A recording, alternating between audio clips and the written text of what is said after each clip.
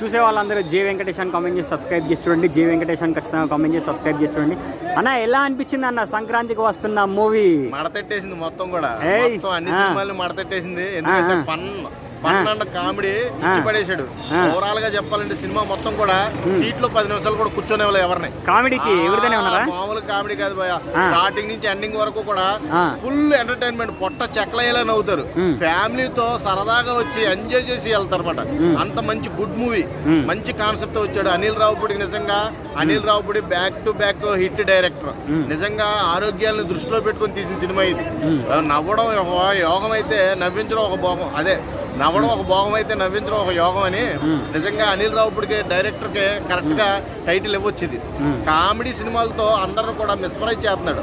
ఇప్పటిదాకా ఫెయిల్యూర్ లేని డైరెక్టర్ అనిల్ రావుపూడి మళ్ళీ ప్రూవ్ చేసుకున్నాడు. వెంకీ మామ పాడిన సాంగ్ అయితే విజిల్స్ పడినాయి పోయా లోపల. బేసికల్లీ టెక్నికల్ అన్నప్పుడే మొత్తం సీట్లు చిరిగిపోయినాయి, మొత్తం థియేటర్ అంతా కూడా దద్దరిల్లిపోయింది.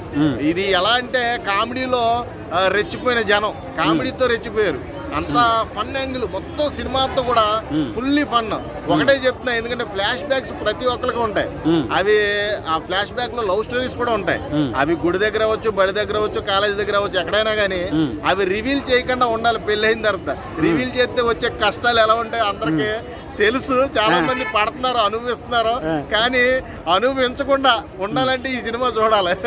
ఎందుకంటే ఏదో గొప్ప వస్తుందని పిల్లం దగ్గర ఈ లవ్ స్టోరీలు రివీల్ చేస్తా ఉంటారు. అప్పట్లో పెద్ద తోపని, ఆ తర్వాత తొక్కేస్తా ఉంటారు వీళ్ళు, అర్థమైనా? కాబట్టి ఇది సైకలాజికల్లీ మెంటల్లీ చాలా పెద్ద టార్చర్. ఇది ఈ టార్చర్ ని తప్పించుకోవాలంటే ఈ సినిమా చూడాలి కంపల్సరీ. వెంకీ మామ సినిమా చూస్తే మీకు జ్ఞానోదయం అవుద్ది. Block buster 5 to 5 rating, super block buster. Sankranti పండుగ మొత్తం కూడా వెంకీ మామది.